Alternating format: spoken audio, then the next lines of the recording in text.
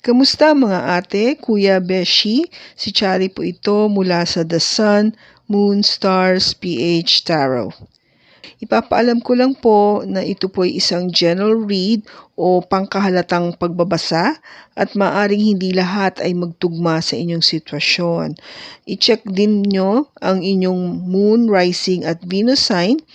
Baka doon mas tumugma ang read para sa inyo. At kung ang mensahe ay tama sa inyo, paki-like lang po at mag-subscribe kung hindi pa ninyo ito ginagawa. Okay, mag-umpisa na po tayo.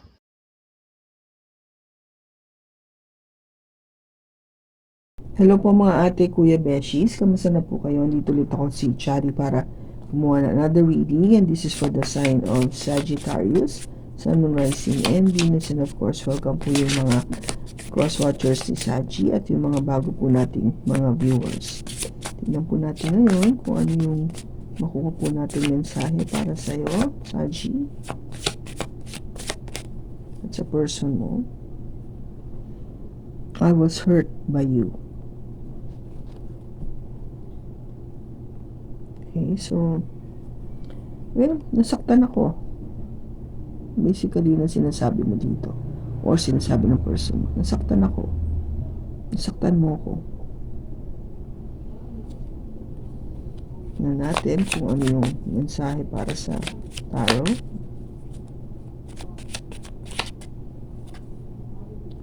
The Hermit. The Queen of Wands. The Ten of Wands. The Nine of Pentacles, and the Empress. Bottom niya is the Page of Swords.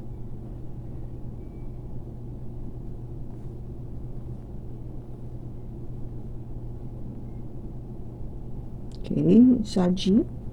First card mo is the Hermit. You might be dealing with a Virgo. No? Kung may Virgo siya sa kanyang chart. So, ito kasi is yung enerhiya na nagsasabi na pinag-iisipan ng malalim yung pangyayari o nangyayari. No? Kailangan niya mag-isa, kailangan niyang talagang kung ba i-recall, i-analyze, ulit-ulitin sa kanyang isipan kung ano ba yung nangyari, anong dapat gawin, anong plano, no? Para baka karoon siya ng isang magandang or konkretong desisyon what to do next, kung ano yung magiging mangyayari. Kasi obviously nasaktan siya no? Sabi ko nga, it could be you or it could be your person. Take it as it resonates, Saji. Okay? Now, the challenge or the problem is maybe something to do with you kasi Saji, this is the Queen of Wands, your energy, a fire sign. Now, maybe with another Aries, Leo, or another Sagittarius like you, na alam naman natin ang capability ng isang Queen of Wands. Siya ay maganda, definitely maganda, magwapo, no? Talagang merong dating, very attractive, very creative, and masarap siya kasama, very fun to be with. So, with all the good qualities, no?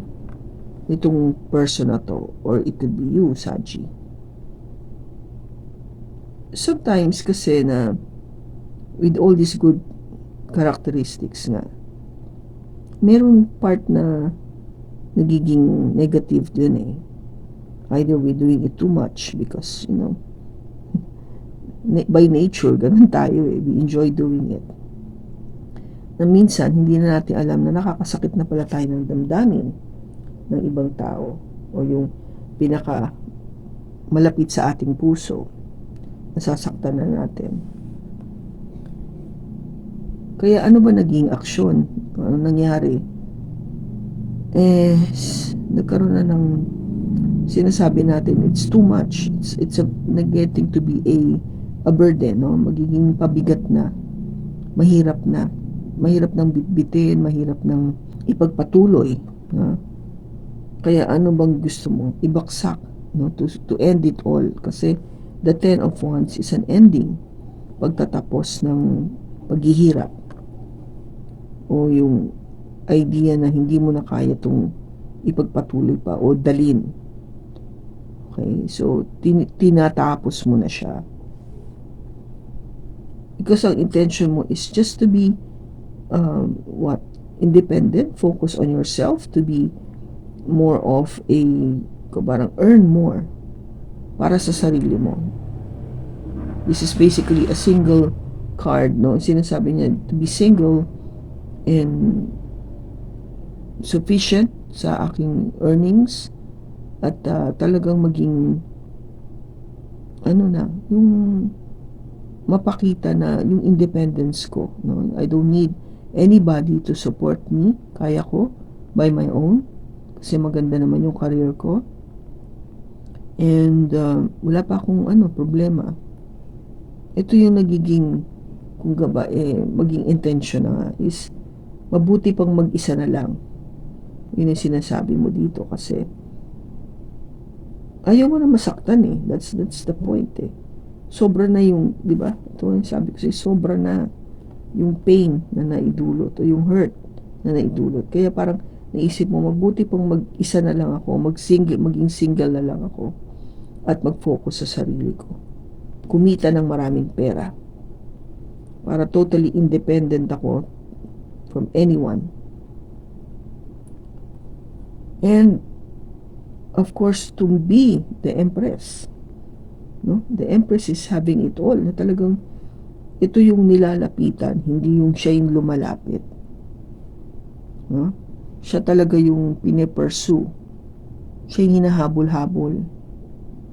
Bakit? Kasi ito mo naman how confident this woman is or this person is. Kung lalaki man, don't think of the gender, but more of yung qualities kasi, yung energy na binibigay nitong card na to. Ang counterpart kasi ng Empress is the Emperor, no? So, yung confidence sa binibigay mo sa sarili mo na kaya mo mag-isa, hindi mo kailangan ng somebody to be with you para ma-fulfill mo yun. Ma-fulfill mo na maging maganda yung buhay mo, ma-fulfill na magkaroon ka ng bahay, kotse, pera, makapag-travel, lahat yan. Kaya mo to do it on your own. That's what you're trying to say. And still be the Empress. Which is good kasi kung gaba parang pinamukha lang talaga sa'yo na, hoy, hindi kita kailangan ha. Pagkatapos mo kung saktan, hindi kita kailangan. Kaya ko yung mag-isa. And that is the message, no? With the Page of Swords, that is the truth. Ito yung katotohanan, ito yung mensahe, that is the truth. Na talagang pinapahiwatig mo dito. So let us see. Bakit andito yung Hermit? Andito yung Hermit. We have the Ace of Wands, the Tower, and the Two of Pentacles.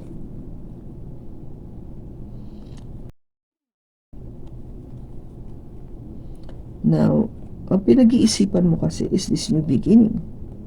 Very passionate, no? Siyempre, bago eh. Pero what you didn't expect is something that would happen sa relationship na to. That yung unexpected thing that would happen is magiging out of balance, no? Hindi ka magiging sure. There will be something na merong ikang i-juggle, no?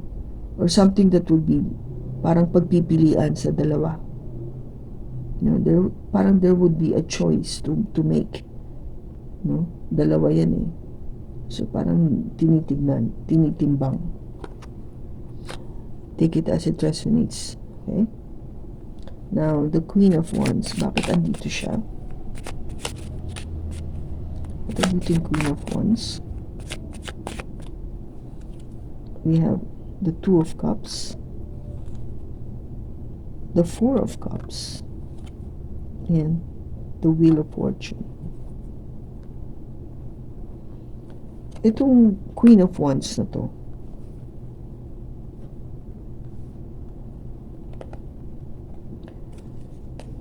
I think you thought na ito na yung the love of your life. No? This fire sign, akala mo siya na yung love of your life, the one. Pero yung in-offer na pagmamahal sa'yo is something na hindi mo akalain na magdudulot lang ng pain. Kaya anong nangyari is nagkaroon ng pagbabago with the Wheel of Fortune.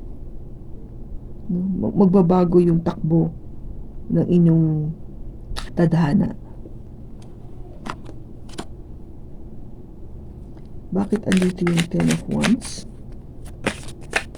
Bakit andito yung Ten of Wands? We have the Seven of Pentacles, the Nine of Cups, and Justice.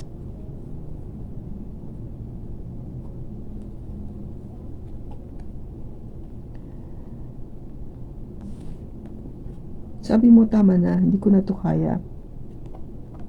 Ibababa ko na to. So, kung gaba parang ito na yung deciding point na to end it all. Tapusin na. Kasi matagal mo nang pinag-iintay ito. Matagal na yung nangyayaring ito na you're hoping na sana maging masaya nga. Na sana maging wish fulfillment itong relationship na to. But what happened was, yung something went na something happened with your relationship, with your marriage, no? If you're married with this person, or if you're not, then this relationship. Matagal na kasi nga matagal na itong nangyayari. Kala mo siya na yung magiging, kung gaba, wish fulfillment mo pagdating sa marriage or relationship. Pero nagkamali ka nga because it ended, no? Nagkaroon ng pagtatapos. Kasi sobrang nagkaroon na ng, alam mo yun, yung napagod ka na.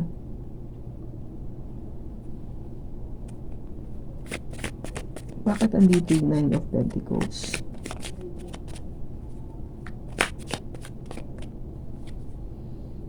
The Ace of Cups, the Hangman, and the Eight of Pentacles. Itong Nine of Pentacles is, di ba, pagiging single. So, ang decide mo is, mag-isa na lang ako, mag-focus sa sarili ko para to earn more money. This is the new love that you wanted for yourself. Panibagong pag-ibig para sa sarili mo, you know? To have this new love. Something that you are looking into with a different perspective in life, no? Panibagong pagtingin sa prospekto ng buhay. And you're willing to work on it, no? Willing ka to really work hard to earn para maging ganito ka. Ang nakikita mo is really to work on it. Okay? Now, bakit andito yung Empress? Bakit andito yung Empress? We have the Six of Pentacles, Temperance, and the Four of Wands.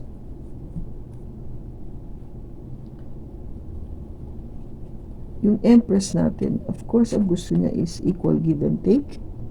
Patas naman, di ba? Hindi yung ako ng ako o ikaw ng ikaw. And balance. Again, this is all about balance. No?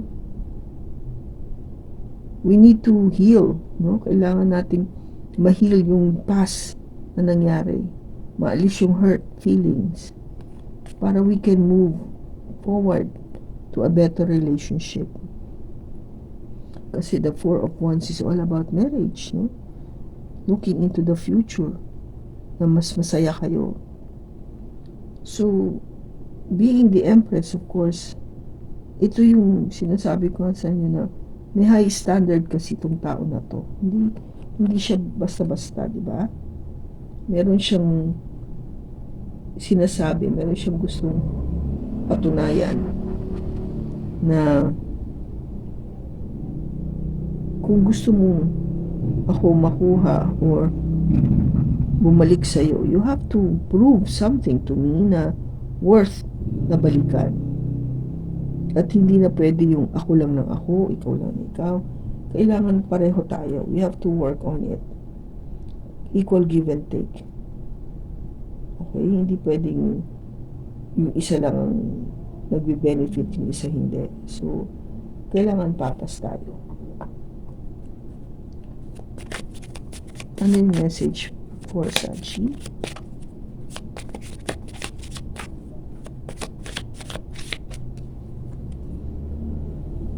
Choose love. You always have choice. Make yours with love.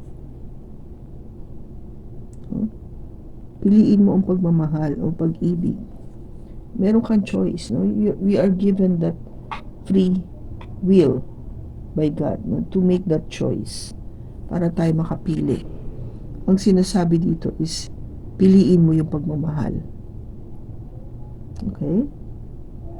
So, hindi masama na isipin mo na magtrabaho, kumita, to be independent. That's not bad. But what he's saying is, you choose love.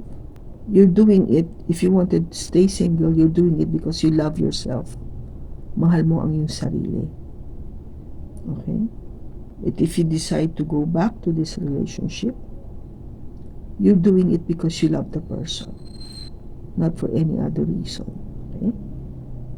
Yun lang naman ang kailangan mo. Babalik pa itong tao na to. Kakabalikan ba sila?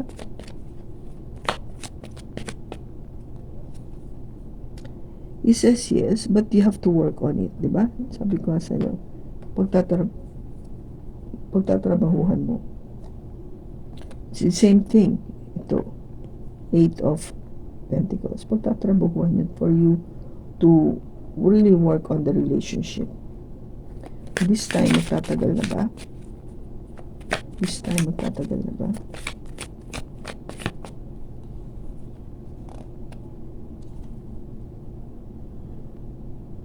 He says yes. But you have to do a lot of manifestation para magtagal. Pagtatrabahuhan mo para magtagal. Kailan babalik in person?